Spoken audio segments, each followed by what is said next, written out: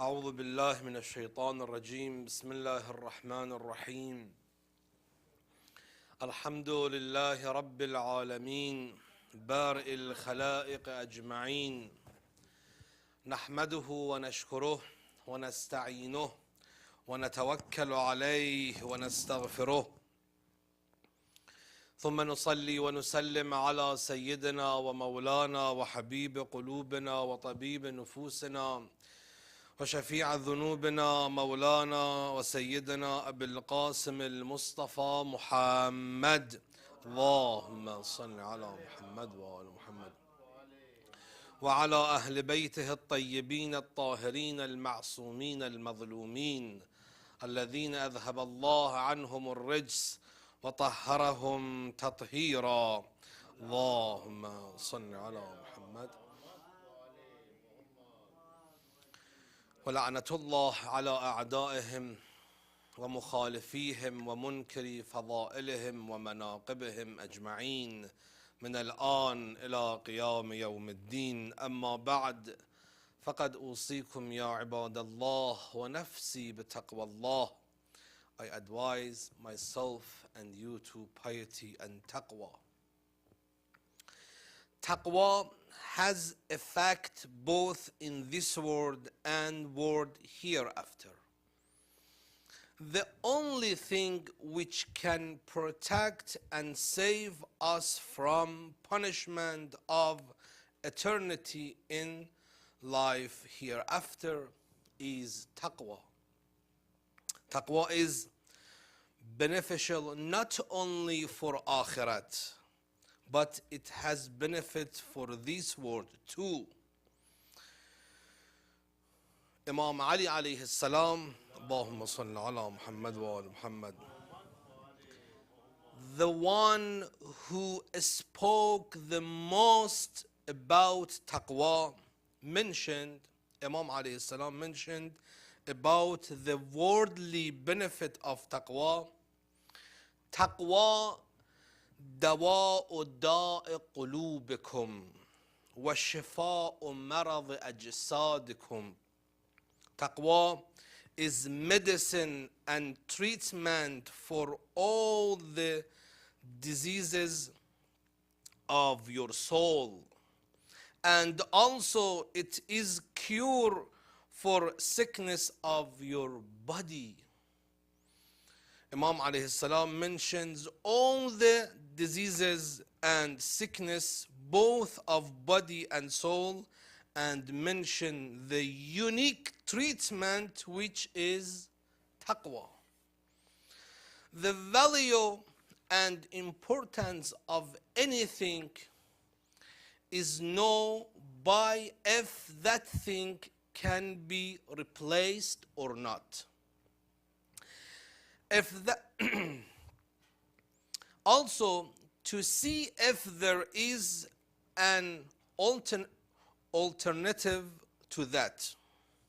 If a thing can't be replaced or a thing does not have alternative, then the value or importance of that thing is much higher. Taqwa is the thing that cannot be replaced or has any alternative, so nothing can take a place of taqwa. Neither money, position, clan, family, etc. Amir al-Mu'minin alayhi salam says, Allahumma salli ala Muhammad wa ala Muhammad, that taqwa is cure and treatment for diseases of body. One might ask question, what is the connection between bodily diseases and taqwa?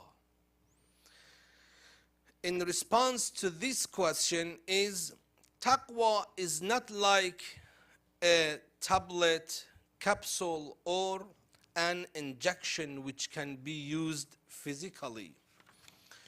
But if there is no taqwa, then doctor won't do good job, nurses won't do good job.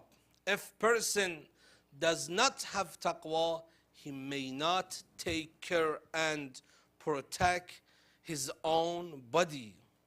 A person with taqwa is always calm and content. He has satisfaction at his heart and mind. His temper is calm and serene. He doesn't suffer from the side effects of anger which cause stomach ulcers. Pious person controls his desire and refrain from excess. Excess utilization of desire makes person grow weak and resulting in short life span. So this is how taqwa has connection with bodily desire diseases. Let me take you to where we were discussing our original topic, which was about qualities of pious people. As you remember, Imam Sajjad alayhi salam, Allahumma salli ala Muhammad wa ala Muhammad, in Dua Makarim al-Akhlaq mentioned the qualities of muttaqeen. Imam alayhi salam mentioned 22 qualities of pious person, and one of them that we want explain about it today is طيب المخالقة, meaning good manners in dealing with people in the society. Islam religion talks about three things. First, aqaid, beliefs. Second, ahkam, rules and regulation of religious. Third, akhlaq. Aqaid talks about good and true belief and reject the false and negative belief. With reference to ahkam, it explains about wajibat, muharramat, halal and haram. But akhlaq explains good behavior and condemn the bad behavior. Good behavior makes person more sociable and acceptable. Akhlaq is given lots of importance in the religion that the Prophet Muhammad sallallahu alayhi wa sallam says, Allahumma salli ala Muhammad. One of the reasons which might disconnect person from Allah and him is bad akhlaqi. Prophet narrates, ثلاث من لم تكن فيه فليس مني ولا من الله عز وجل. There are three things, if person doesn't not have them, he is not from among us and Allah subhanahu wa ta'ala. قيل يا رسول الله وما هن. They asked Prophet, what are they? Prophet replied, first, حلم يرد به جهل الجاهل. Tolerance towards the ignorance of an ignorant person. Second, وحسن خلق يعيش به في الناس. Having good moral character so person can be social. And third, وورع يحجزه عن معاصي الله. Taqwa, which can keep person away from sin. It is better to have no good akhlaq than having bad akhlaq, because bad akhlaq can place a person in calamity from Allah subhanahu wa ta'ala. Once it was told to Prophet that there is a lady who prays all night and fasts all days, but she has bad manners. She harasses her neighbor with bad language. To this, Prophet replied, لا خير فيها وهي من أهل النار. Prophet said, she doesn't have any good and she is one of the person of the hell. Ahlul Bayt alayhim salam, as they advised people to have good akhlaq, also they mentioned the benefit of having good akhlaq. Let me give you a couple example of the riwayat that mention the benefit of good akhlaq or good manners. Amir al-Mu'minin Ali alayhi salam says, Allahumma salli ala Muhammad wa ala Muhammad, about of the benefits of the taqwa. رب عزيز أذله خلقه وذليل أعزه خلقه. Many people who are honorable, but they lose their honor because of his bad akhlaqi, bad manners. And many degraded people gets honor simply because of their good manner. This riwayat shows the importance of akhlaq, which if have it, it takes person up. If person doesn't, it bring person down in the society. Another narration from Imam Ja'far al-Sadiq alayhi salam, Allahumma salli ala Muhammad wa ala Muhammad, regarding the benefits of akhlaq. Imam says, البر وحسن الخلق يعمران الديار ويزيدان في الأعمار. Good deed along with good behavior makes flourishes the cities and increases the life span. And third riwayat is from Imam Ali alayhi salam, Allahumma salli ala Muhammad wa ala Muhammad. Imam alayhi salam says, في سعة الأخلاق كنوز الأرزاق. Good akhlaq, how much good akhlaq a person has, that much his rizq and his provision are increased. As Ahlul Bayt alayhim salam have praised the good morals, they have also condemned the bad behavior and it explained the harm it can cause. The first Imam Ali alayhi salam narrates, Allahumma salli ala Muhammad wa ala Muhammad, إياكم والأخلاق الدنية فإنها تضع الشريف وتهدم المجد.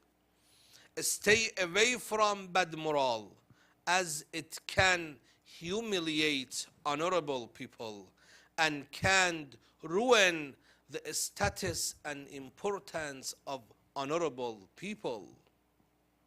Also, Imam narrates, سوء الخلق يوحش القريب وينفر البعيد. Bad behavior can repel the near and dear, far away, and those who are far repel farther. So one of the important quality and characteristics of the pious people is having good manners. As we have mentioned the qualities of pious people, it seems everybody, either good or bad person, loves these qualities. So muttaqin who have these qualities are beloved of the people. Likewise, Allah subhanahu wa ta'ala also loves muttaqeen, as mentioned in Quran, إِنَّ اللَّهَ يُحِبُّ الْمُتَّقِينَ. Another quality of muttaqeen that's mentioned by Imam Sajjad alayhi salam is Allahumma salli ala Muhammad wa ala Muhammad وَالسَّبْقِ إِلَى الْفَضِيلَةِ, compete with one another to reach at excellence. Compete. So pious people compete with one another to reach the excellence and good deeds. Imam alayhi salam used word of fadila. Fadila means the best action with highest status. Also Imam alayhi salam used the word of the sabq, was-sabq ila al-fadila. Sabq means compete. It means to take an advantage of an opportunity to do good. So muttaqeen, when get an opportunity to do good, they do it immediately without wasting time. They hasten towards good deed. That's why Quran several times advised to race toward good deed.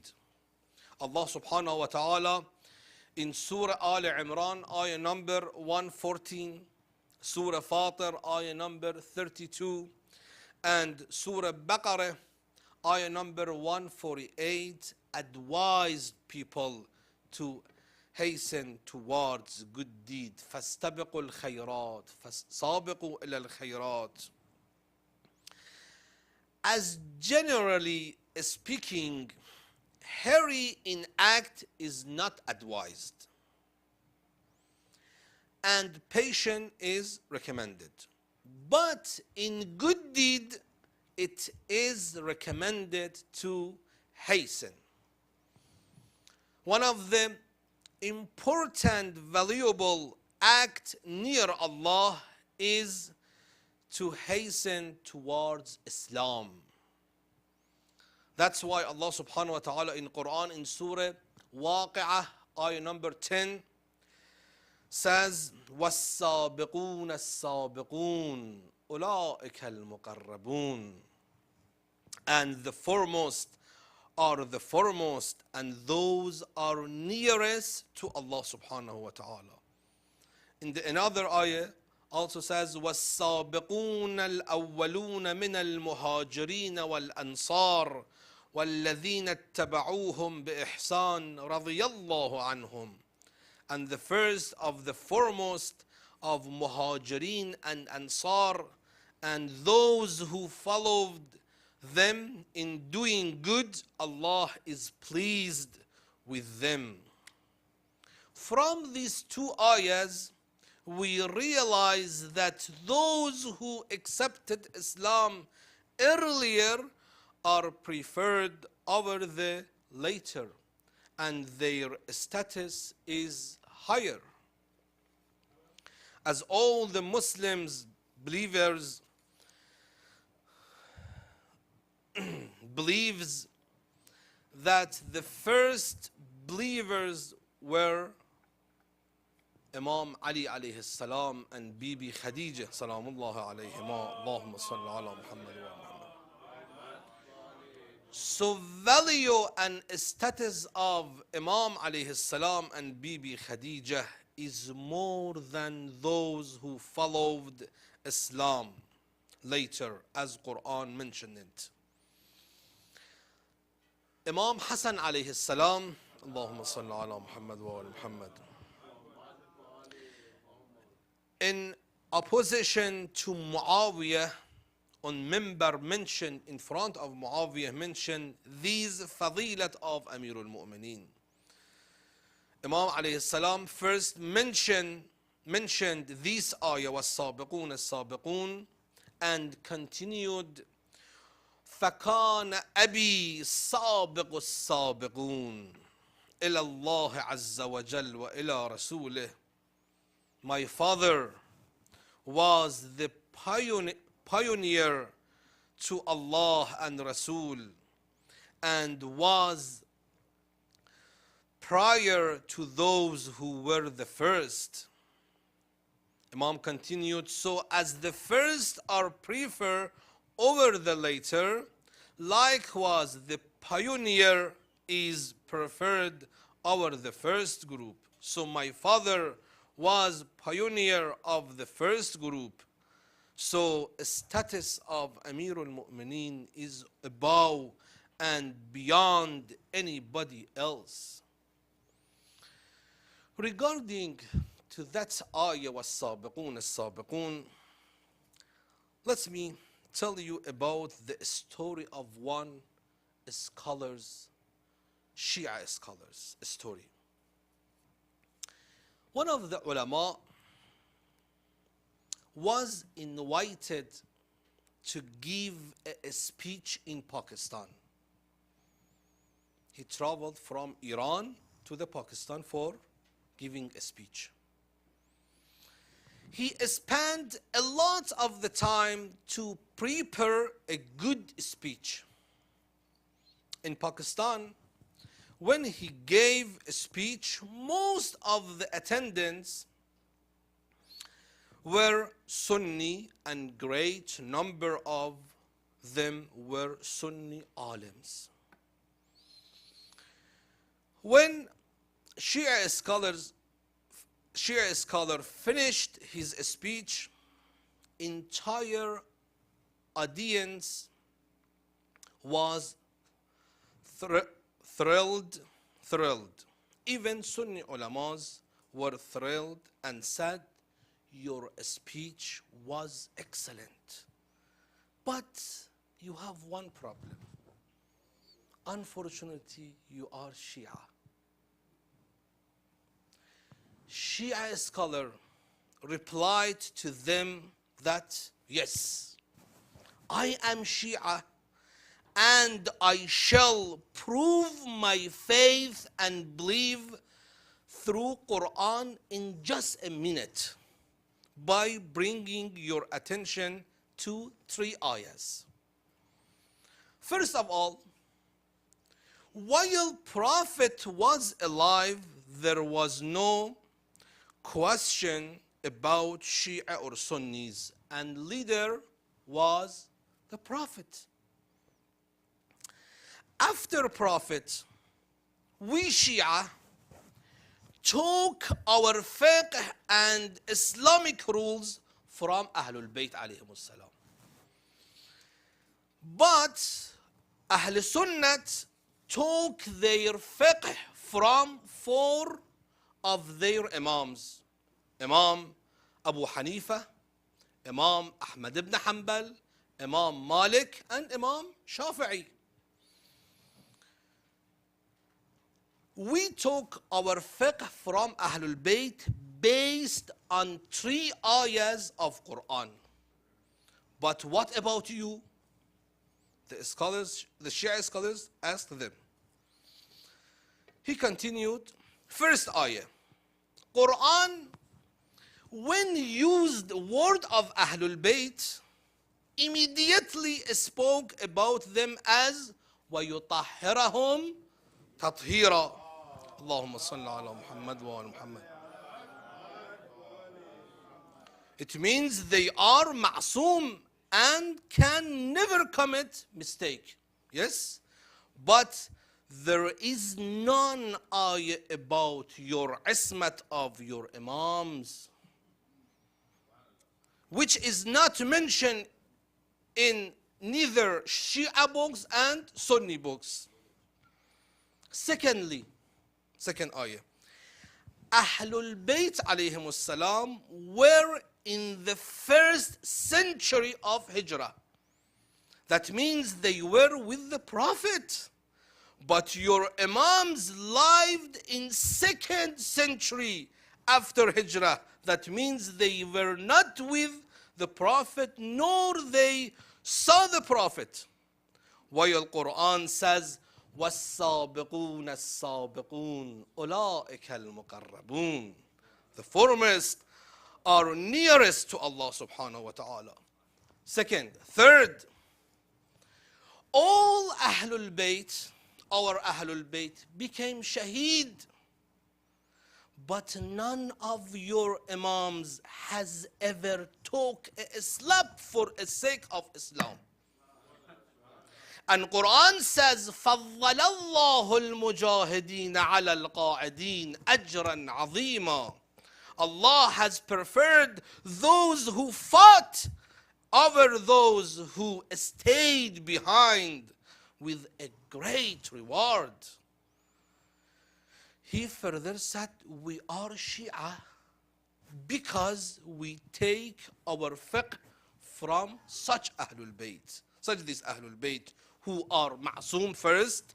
Second, Ahlul Bayt are ahead by century compared to your Imams. Third, all the Ahlul Bayt were murdered.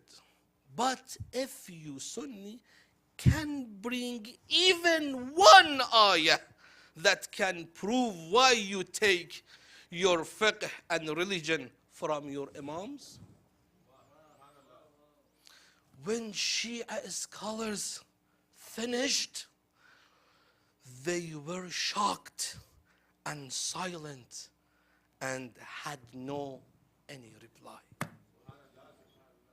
May Allah subhanahu wa ta'ala increase our heart, love and muhabbat of Ahlul Bayt alayhim salam, and may Allah give to us ability and tawfiq to follow rules of Quran and Ahlul Bayt alayhim salam.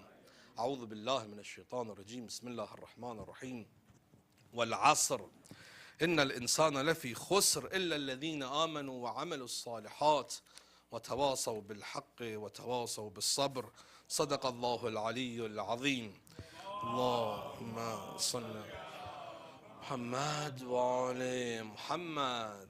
اللهم صل على محمد وآل محمد. اللهم صل على محمد وآل محمد. عجل فرجهم.